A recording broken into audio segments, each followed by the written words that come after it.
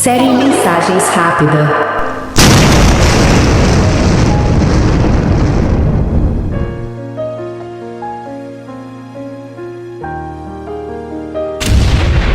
Eu vou lançar a minha rede ao mar, para muitas vidas alcançar.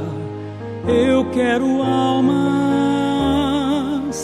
eu tenho vida de adorador. Eu ouço a voz do meu Senhor e Ele pede. O que mais está sofrendo agora nesse momento é também uma ovelha perdida. Está lá, se perdeu pelo campo, mas o pastor, ele não quer ir buscar. Ah, porque saiu porque não era dos nossos. Ah, porque saiu porque era um endemoniado. Ah, porque saiu porque era um traidor. É um filho rebelde.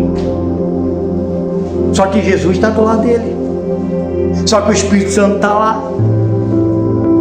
E o Espírito Santo toca. Vai lá buscar. Aí o homem vem de ouvir a palavra e ouvir o Senhor, ouvir a voz de Deus, ele não vai. E a ovelha fica lá. Quantas almas hoje, irmãos, estão indo para o inferno? E muitas das vezes é por causa da nossa negligência. Quantas vezes? Quantas vezes muitas almas estão indo para o inferno, estão morrendo, porque nós negligenciamos, nós cruzamos o braço. Ah, deixa para lá. O importante é eu na presença do Senhor.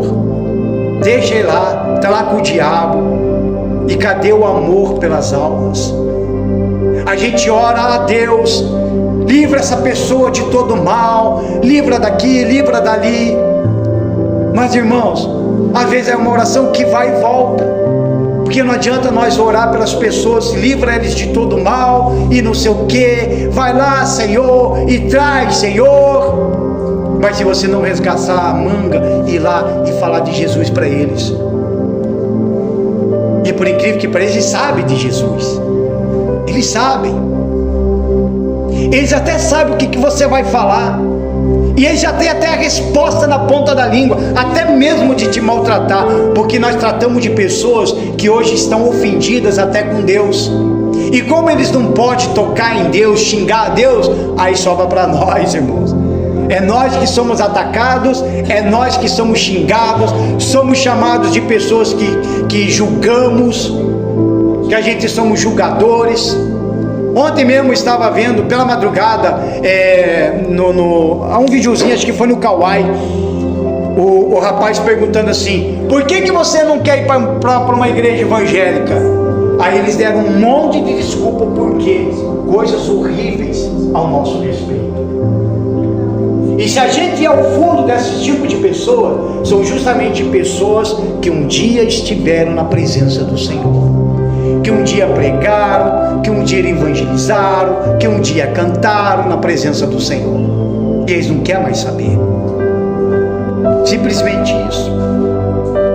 Só que lá dentro deles há um vazio.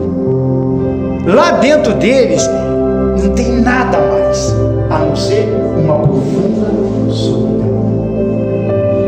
Uma profunda solidão, uma tristeza enorme. Quando está no meio dos amigos, ele esquece dos seus problemas, esquece de tudo, ele sorri, né, fica alegre, bebe mais do que se deve beber, fica mais alegre ainda quando bebe, mas quando fica sozinho, irmãos, ele chora. Quando ele vai tomar o seu banho, a água desce do chuveiro, ele chora. Quando ele está sozinho no seu quarto, ele e ela chora, porque a alma pede socorro, a alma começa a chorar, porque a alma mesmo sabe que se ficar daquele jeito e morrer daquela forma, sabe para onde vai, como eu preguei a vez passada, vai para o lago de fogo e enxofre, e ali não tem mais como voltar. Ou voltamos para Deus agora, ou então a perdição é eterna. Então esses filhos pródigos estão desse jeito, irmãos. Agora eles estão colhendo. estão se machucando agora. É a hora da colheita. É agora que ele começa a perder o emprego. É agora que ele começa a perder a família. É agora que ele começa a perder a esposa perde o marido. É agora que ele entra em contenda com filhos e filhas. É agora que a família vai para lá, a família vai para cá. Ele começa a perder tudo. Perde amigo. Ele começa a perder tudo. Porque saiu tudo do controle dele. Saiu fora do controle. Aí esse filho pródigo, ele não sabe mais o que fazer. E tem muitos assim, irmãos. Se o pastor hoje está trazendo essa mensagem, é para que você fique esperto. Porque se você pensa em sair da presença do Senhor, abandonar a Deus por algum motivo banal, irmãos, eu vou falar a real para vocês. Nem todo mundo que sai consegue voltar. Nem todo mundo. Nem todo mundo que sai consegue voltar. E eu posso muito bem falar desse tipo de coisa, porque eu vivi isso daí. Então, quando nós temos experiência, a gente sabe muito bem tratar esse assunto. E quando eu encontro com pessoas assim, eu sei muito bem como tratar o assunto com a pessoa. Porque quando nós vivenciamos isso daqui, irmãos, porque isso aqui não é uma história que Jesus conta, é uma parábola, ele fala como é que é, mas a pessoa certa para falar é justamente aquele que viveu isso daqui. Se pega um pregador que ele nunca viveu isso daqui, ele vai contar uma história apenas. Mas para falar no profundo, é só realmente quem viveu isso daqui, sentiu na pele, irmãos. Então nesse mesmo momento, eu estou dando praticamente um pouco do meu testemunho. Porque eu tive 7 anos na presença do Senhor, eu era obreiro. Por algum motivo banal, discuti com o pastor por causa de umas coisas que não estavam mais dando certo.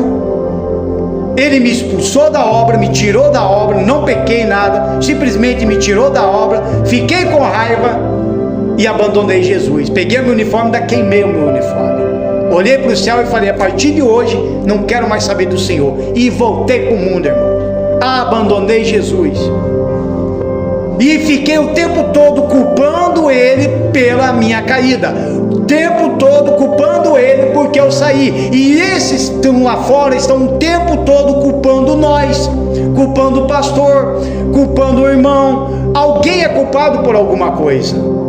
Só que na verdade, a culpa não é somente daquele que deu um empurrãozinho para você ir. A culpa já era minha também, porque eu deveria ter orado mais, eu deveria ter buscado mais, eu deveria ter vivenciado mais, eu deveria ter lido mais a Bíblia, eu deveria ter buscado mais o profundo de Deus. Porque quando a pessoa entra na igreja, ela cruza os braços, irmãos. Ela acha que está dentro da igreja, está salva. E é obviamente que o diabo vai trabalhando de pouquinho em pouquinho. A hora que ele vê o momento certo. É como eu conversei agora com a diaconisa ali. Eu falei para ela assim que o diabo ele trabalha muito com a intuição. Então ele já sabe mais ou menos por onde trabalhar para derrubar cada um de nós. Então ele não simplesmente vai chegar e puxa o tapete. Ele vai preparando, vai beirando e vai preparando, para quando a pessoa foi ver, já caiu, irmãos. E ele sai culpando todo mundo. Você vai evangelizar, vai falar da pessoa lá, ele solta os cachorros pitbull em cima de nós.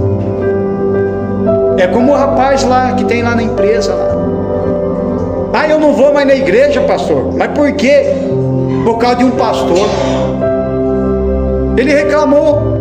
Aí eu olhei para ele, tá, mas eu tenho culpa do teu pastor fez com você, eu tenho culpa. O outro pastor tem culpa, o outro pastor tem culpa, a outra igreja tem culpa. Não, nós não temos culpa. Só que há uma rebeldia também. Aí a pessoa sai, fica com raiva de todo mundo, coloca a culpa em todo mundo, aí se perde a salvação, ainda vai dizer lá no inferno: Senhor, foi a culpa do pastor Gerdau. Senhor, foi a culpa do diácono Ronaldo. Senhor, foi a culpa lá do fulano. Eu estou aqui por causa dele. E nós lá no céu. Tem cabimento uma coisa dessa, irmãos? Então, muitas das vezes, a culpa não é somente daquele que está na igreja, mas é também a nossa. Uma parte da culpa também é nossa. Porque quando eu caí em si, aí eu vi, poxa vida, eu devia ter orado mais. E olha que eu orava, mas eu precisava orar mais. Eu devia ter jejuado mais. Eu devia ter buscado mais o Espírito Santo, mais ainda. Ainda mais eu ainda que eu amo o Espírito Santo. E olha que eu estava na igreja todo dia lá, fazendo a obra de Deus. Todo dia eu estava lá, o obreiro, na porta, recebendo todo mundo, expulsando o demônio, curando os enfermos, tudo em nome de Jesus. Mas o filho pródigo já estava no coração, já estava desperdiçando tudo, desde a salvação, desde o novo nascimento, tudo. E aí, irmãos, aí fomos para o mundo. Quando eu saí do mundo, quando eu fui para o mundo, um mês depois, mais 5 obreiros também saiu. Fomos tudo junto. E o único que retornou fui eu, porque o resto dos 4 não conseguiu retornar.